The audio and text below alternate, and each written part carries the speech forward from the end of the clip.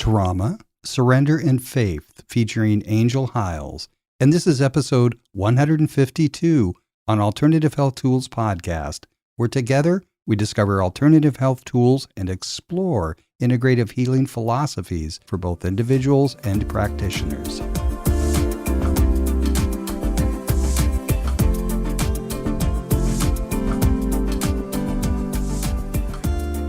I'm Lisa Vicotria, your co-host from the UK, and today I'm joined by the wonderful Angel Hiles, relational trauma therapist. This is a really, really important topic to talk about, and I think it's really underestimated, certainly with people I see when I'm dealing with clients and patients. And today we're talking about what is trauma and how to recognize trauma and, to notice when it's showing up in your life and not just dismissing it, and what you can do from here. So the wonderful Angel is going to be sharing some tips with us throughout this episode. And then obviously if you wanted any further support, we'll be able to connect you up. So welcome, Angel. It's a pleasure to have you with us today. Thank you so much for gifting your time. Thank you very much. I'm more than happy to be here. Amazing. Would you like to share with our listeners a little bit about why you're so passionate about this topic and perhaps your journey as to how you came into this field of work?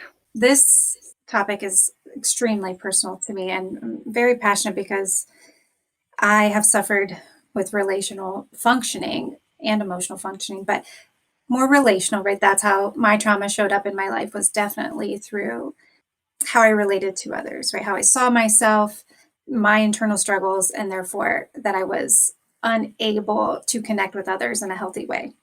We'll get into that with what trauma is, but I would say, so my suffering, I struggled throughout childhood, adolescence, basically my whole life, until probably I had some relief about 10 years ago, and I was doing well. And then I had a setback, when my son graduated and became an adult, and moved, and, just, I didn't have him. So that presented another aspect of myself that I needed to address. Another wound came up, and to my surprise, right, that set me back to old behaviors and reactions, but essentially is a trauma wound.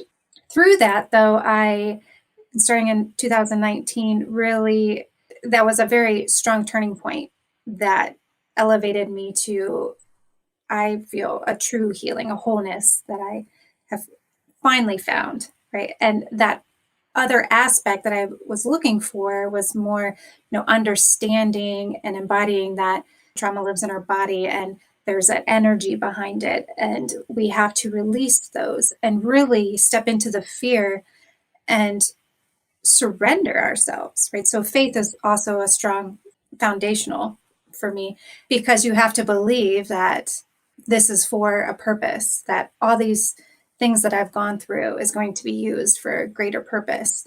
And that was very healing, to just know that in my faith, that I'm loved no matter what, and nothing can separate me from my worst. So that part was essential, to just stop doing what I was trying to do to protect myself, but was so not effective. Mm-hmm. So anyway, my personal struggle has been a journey, but now I found such profound healing that I'm experiencing a very loving relationship, joy, peace, abundance, just life is flourishing once it seemed like it couldn't get any worse.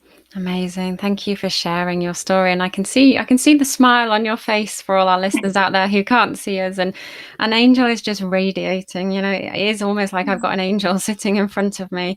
And you mentioned words there of joy and peace and faith and all those wonderful words of nourishment. And something you said a bit earlier on was about the wholeness and that journey to wholeness. And oh, how wonderful. And that's what we want to inspire our listeners with today, is that possibility that they too can feel those wonderful things that you've discovered. And along with faith, whatever religion we are, whatever beliefs we have, we can know that we're loved. Like you said, we're unconditionally loved, aren't we? Yes. Yes. Oh, I know this is going to be an amazing podcast already. Thank you so much, Angel. You're very So, welcome. and we're going to talk about what is trauma. And you mentioned your son becoming an adult, and perhaps we don't relate to things like that being a trauma, but there's obviously a transition, and you're saying with life is a journey and surrendering. What is trauma? Such a question, and people have been studying this for countless years, right? And the experts that have been in the field for 20 plus years, they're still researching trauma. But what research is showing consistently is that it is stored in the nervous system. So in our bodies, right? It's not logical. There's no reasoning. So a person who hasn't experienced any type of trauma and has a fully functioning brain, it's hard for them to understand people's behaviors and thinking and that have had trauma, right? Because it most often isn't very rational. So trauma impairs literally every part of our brain. So the left and right brain don't communicate very well, and the top down doesn't. So the part of the brain that is survival and emotional is overactivated, right? And the prefrontal cortex didn't get time to develop, right?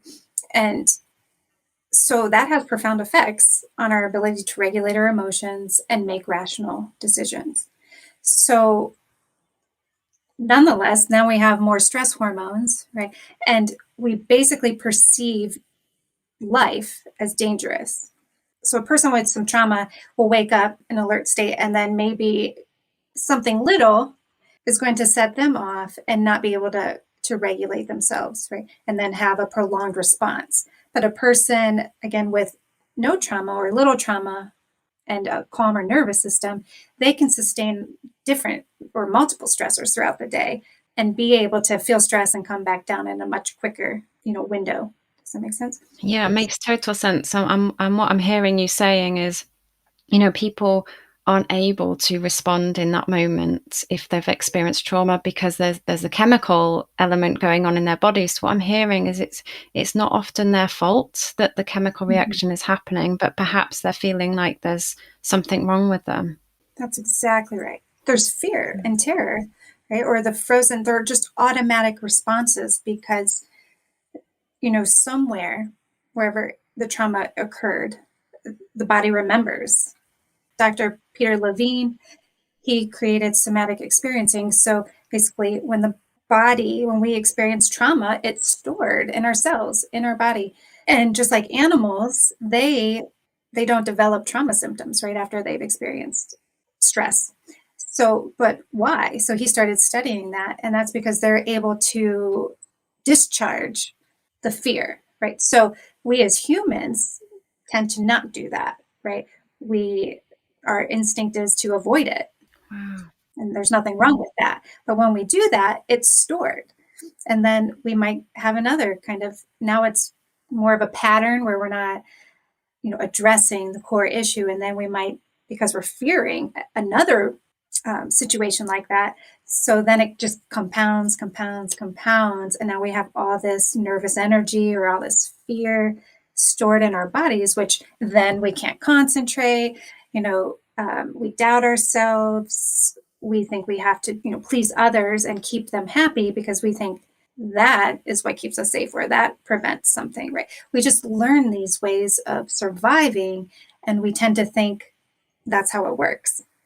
But it's just a false sense of security. And what I love what you just said there is that was quite fascinating is that we store it in our bodies, whereas animals will discharge it. Mm-hmm. And they don't hold on to it. It's really fascinating. Really fascinating. Mm-hmm. And like you say, that compound effect then as we go through life, if we're storing it, it's being stored on top of previously stored trauma. That's right. Yeah. And some people can call that trapped emotions.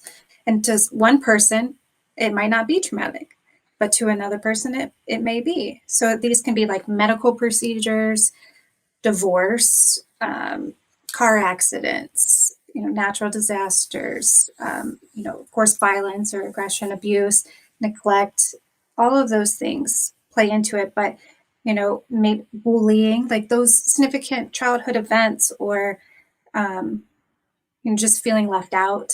Sometimes these life events, because they weren't extremely fearful, we tend to minimize them. And like, so if we're a child and we're growing up in a family system that tends to, not encourage the expression of feelings and, be seen, not heard, this is it's my way or the highway. So, right, we then learn, oh, it's not safe to feel this, or, well, if it's not a big deal, then maybe I shouldn't be upset. So now we start not trusting ourselves. And or we get in relationships that are controlling because we were so used to following rules or demands growing up. So we tend to repeat these patterns that reinforce, and we think that is safety because that's what we know. And what you just said there is that those examples you gave, they range from, accidents to, medical procedures, to even just something we were told as a child, you should be seen and not heard. And, I guess people out there, when we associate, with trauma, we think it's a big event, but actually it doesn't have to be a big event to have an impact on us, does it? And it's how we interpret that as individuals and how that then affects us. That's exactly right. Yes. And Dr. Dan Siegel, he defines trauma as well as Vanderkolk, but, trauma is any event that overrides our natural capacity to cope. Yeah. So any situation that does that, where we're no longer able to cope within our abilities, that's trauma. Certainly from when I've been listening to you, I can think back to times in my life where you could say I've experienced trauma based on the things you've just mentioned. And that could have had a compound effect. I'm very fortunate and blessed that I came across coaching, and I'm now a coach, which is wonderful because I feel I have the tools to be able to have that wholeness like we talked about at the beginning. But I didn't know that before. That word trauma to me is, we think things like PTSD is people who've been in service, but actually even some of my patients and clients I see now have been diagnosed with PTSD, and it's becoming more, there's more awareness, isn't there, around trauma and the stigmatism attached to it, that actually just because we feel like this doesn't mean to say we're broken or we need fixing. If we broke our leg, we'd go to the doctor and they'd put us in a cast. And actually, there's a lot of stigma with mental health, isn't there? And the word trauma. And actually, it's nothing to be fearful of. It's something that we can use and embrace along our journey of healing, I guess. Yes, it's beautifully stated. It's very treatable. It seems so scary to many people. And it is. It's not easy work. So there's lots of empathy around that. It takes a lot of courage, a lot of determination and work to want to change, right? To believe that things can be different. Because if a person has been a certain way and in survival mode for how many years, it's hard to believe that there can be another way, right? We just think this is how I am, right? But if we believe that to be true, it will be, right? Everything starts with a belief. When we know, or we believe, like, so let's take faith. We believe, nothing separates us from our worth, that all things are working toward our good, and start working these principles of slowing down, practicing gratitude, having faith, hope, being service to others. Like, so kind of getting out of ourselves, not so much focusing on the problem. But before we can do that, we have to learn to self-soothe, going back to the trauma, when we're activated, right? So when we are experiencing the triggers, the fear of I'm in danger, right? When we think that's what's happening. The first step is we have to become aware that that's what's happening in this very moment, in my present moment. When we're having a strong reaction to something, we want to create pause to recognize, is this really about this, or what's this really attached to? And when we can consciously tell ourselves, I'm safe right now. I'm safe to be me. I'm safe in this moment.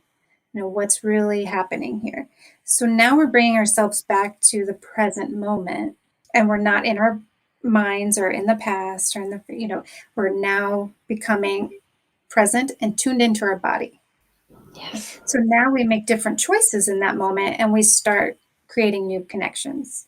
Amazing. The mind and body are so connected. And I think that's a great question for our listeners, isn't it? There's a couple of words you used there, and it was, are you activated actually in the fight or flight mode, because that's having an impact on our bodies, or are you taking that step away and having that self-awareness to self-soothe? I love those words that you used. I just think that's so beautiful, like self-soothing. It just sounds like I'm bathing in bliss. It just sounds so peaceful. People are busy across the world these days. It is quite a fast-paced environment, isn't it? And I think it's taking that step back to ask themselves, are you activated or are you self-soothing? Make a solid point. And, especially through the pandemic, relational functioning is essential. It's essential. We're created to be in connection with one another. We're not designed to be in isolation. So when that happens, right, that can activate us, right? It creates more anxiety. When we have healed our trauma wounds, right, and we actually are able to have secure attachments and be in connection with one another, that calms the nervous system in itself, right? It's so important to have community. So everything is kind of, weaved together. The importance of relationships is foundational for one, but trust, which is often, right, the first to go when we experience trauma. And that's a foundational piece also. That's key to feeling safe and to building healthy relationships. Yes.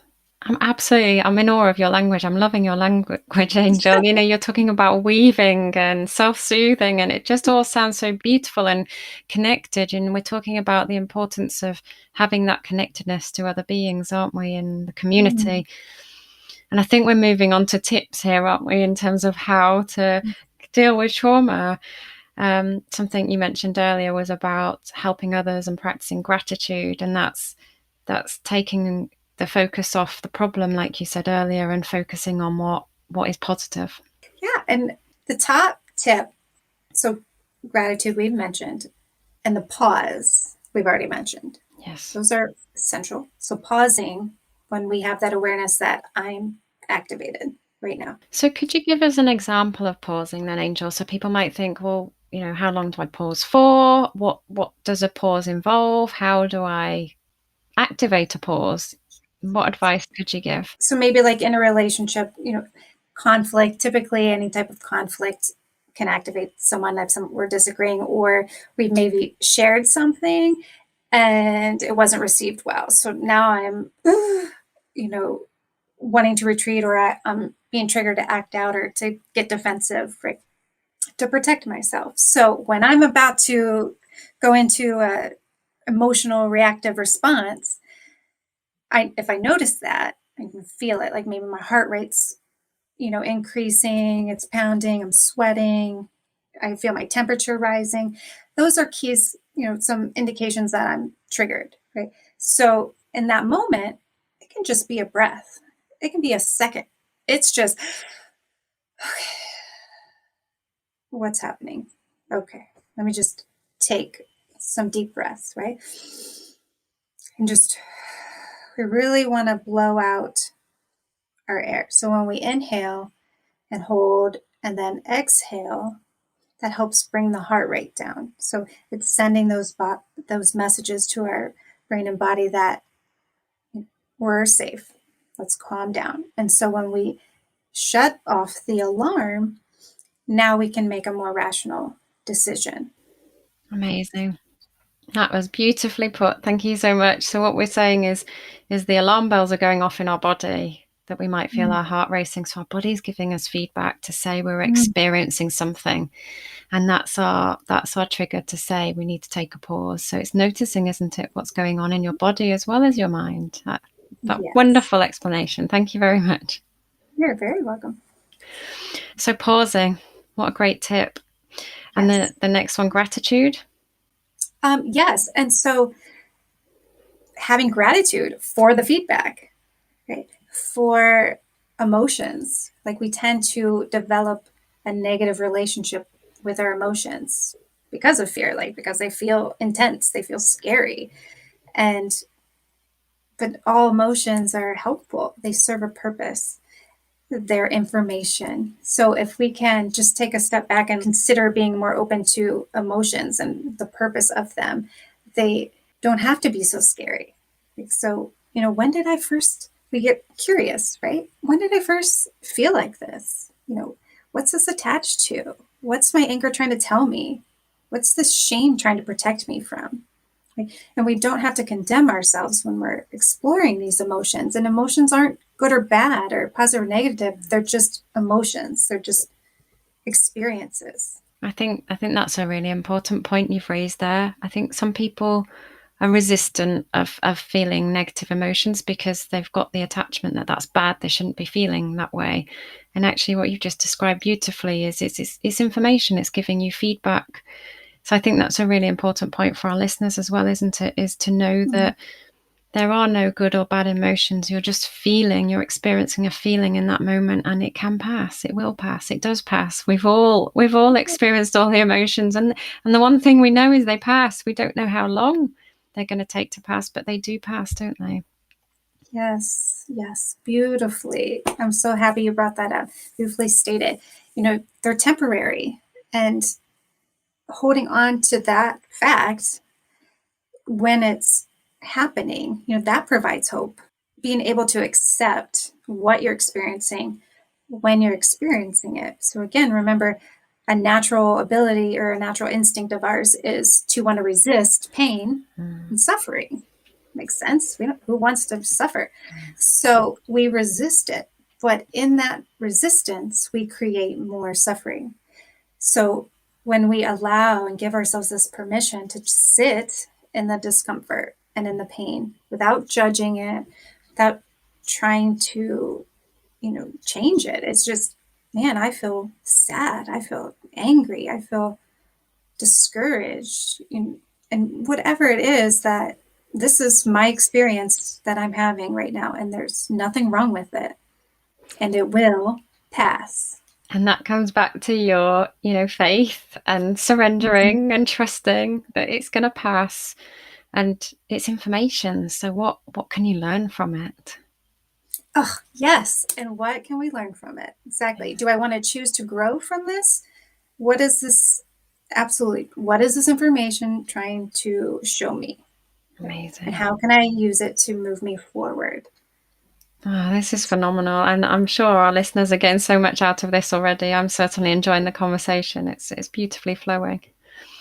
So there's a couple of tips. Are there any more tips you would like to share with our listeners in terms of what would be really, really kind of helpful for them to practice? Any type of mindfulness training is going to go a long way. So mind-body practices, whatever feels right to them. But you can start simple with just being present. When you notice your mind wandering, you're worrying about the future that hasn't happened yet, or you're rehearsing what you said to so-and-so, and you're in the past, you're not in the present. So whenever you notice that might be happening and you bring yourself back, celebrate. Like, oh, yeah, I just brought myself back to the present. It's highlighting and recognizing the things you're doing well, like every time you're in the moment, because life is happening in the present. So if we're in our mind, in our headspace, that's not reality. Reality is happening in the now. That's absolutely beautiful about being present and you saying to celebrate. I mean, how often do people celebrate the small wins? And that is actually not a small win, is it? It's a massive win if we can be present, because like you say, that is life. That's what we have. And I remember starting that. I mean, it's profound. It's very profound, along with self-compassion. Right? So if anything, mindfulness with self-compassion, you can have immediate results and experience relief from just that, from learning that we don't have to judge ourselves, attack ourselves when we make mistakes, when difficult emotions or situations come up.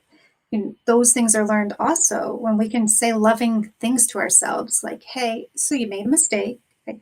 And we own up to it right away. I did not mean to say that, or I'm sorry if I hurt your feelings. We just take that ownership, and we can only do what we can do. So everybody else is going to have their reactions to things, and that's them, right? Everybody has their own lens. So it's truly embracing you for who you are rather than condemning or judging yourself. Wow.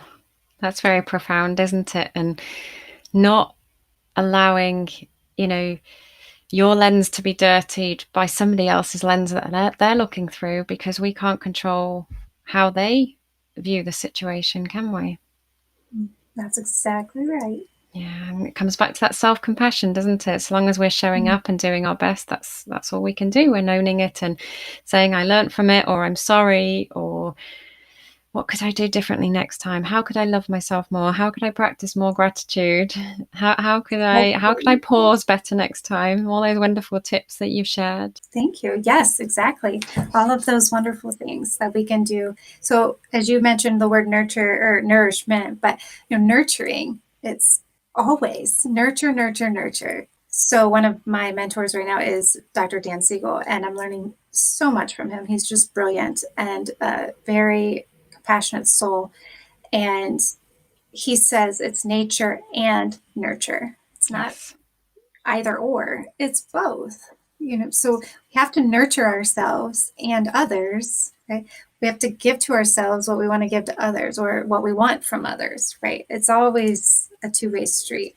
And we can't give from an empty cup, can we? Exactly right. Right. And it's okay to ask for help, though, too, right? It's so okay to ask for help. Please, everyone, know that it's okay to ask for help. It's okay to say, I need a minute. And we give you permission, listeners, to say that, because it's okay to say, just a minute, I need to think that through, or, I need some time. Yeah. Yes, or absolutely. Can you help me, please? I don't know how to do this. And certainly growing up, when we talk about conditioning and nature and nurture, it was always deemed a bad thing if you asked for help, because it means that you're not capable. Well, who says? It means I'm learning, I'm growing, and I'm developing, and I want to learn. So actually asking for help is going to help that process, right? Oh, yes. Nobody has all the answers, not even, geniuses. We just tend to think that, and we all fear so much of judgment, criticism, rejection, and those are human condition, human responses. That's okay. But when we make a decision to kind of step out of that, and each time we do that and choose courage and honoring ourselves, right? The courage, essentially, like when we say, no, I'm going to do this anyway, that builds momentum. It feels so good to honor your true desires and yourself, to ask questions. And then when you experience answers, right? When you experience, positive change, the momentum just continues to grow, because now fear is taking we're getting rid of that lower energy, right? So now when we're practicing the gratitude and the compassion and the curiosity and the connection, our energy, our vibe, right, we start elevating. So that in itself is powerful. Our bodies start to feel lighter and clearer, right? Our minds are opening up. I'm really pleased you've mentioned the word energy and that vibration, and I know how important that is, and I've experienced that myself when I've been in a lower energy. Before I learned about coaching, I was in this negative cycle of stress and fear and worry, and I was almost attracting more of that, and my energy was really low. My physical energy was low. I was getting quite a lot of brain fog.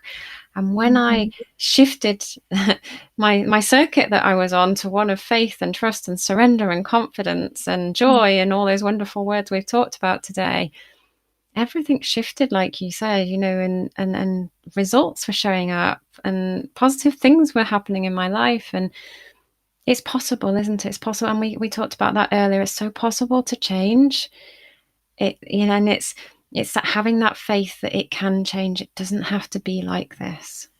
Yes, that's so accurate. Science proves that, our brains do change. It just takes effort and consistent effort, right? Yeah. So, but it can have lasting change. The brain can and does change. It evolves. And it just shows, doesn't it? Because we learn things all the time. We may learn to write or to read or to tie our shoelaces or to drive a vehicle. So if we can learn all those things, we can also program our brain to learn different wiring in relation to how we view ourselves and how we are able to take those pauses and practice gratitude and self-compassion and kindness and all those wonderful things you've talked about. If we can learn those bigger things like studying or driving a car or learning to read and write, then of course we can learn this new way of experiencing the wonderful connection of life. Yes. Yeah. I agree. That's so wonderfully stated. Yes. Angel, I'm definitely picking up on your energy because I don't know where some of this is coming from today. It just seems to be flowing through me. That is so wonderful. I'm so happy to hear that. Likewise. It's amazing to I be. absolutely love this work and love spreading hope and joy and love, because no one should have to suffer. And I love those words: hope, joy, and love. Amazing. And that's what we're bringing to our listeners today, isn't it? Hope, joy, and love, and some wonderful tips to get them started. So if they wanted some further support, obviously they could reach out to a professional. So your website is www.angelhiles.com. That's correct. Yes. Is there anything else you would like to leave with our listeners today? If there's one thing you can leave with them? Well, in addition to, I guess, everything I've said, I just really want to reinforce, I think, the message of hope, that you're not alone. There truly is hope. And I hope you choose that for yourself. Please don't suffer any more than you have to. You can experience relief and have joy and the love and the life you deserve. And I heard you say, I hope you choose this. It's a choice, isn't it? We don't have to suffer anymore. But if we don't know there's a different way, we don't know there's a choice. And what we've shared with them today is from your story and your journey, there is a choice. There is a different way. And there's a journey of hope and love available to anybody who's ready to embark on that. Exactly right. Oh, how wonderful. Thank you so very much. It's been a pleasure and an honor. So, Angel, it's been a pleasure to connect with you. I've really, really enjoyed connecting with you. My energy's just been lifted as well. And yeah, thank you so much for the work you do, because I know you help lots of people already, and I know you're going to continue to help more people, spreading that hope, joy, and love across the world. So thank you for your work that you do. It's my mission. Thank you. So I'm Lisa Victoria. I'm your host from the UK. And until next time, take care and stay safe.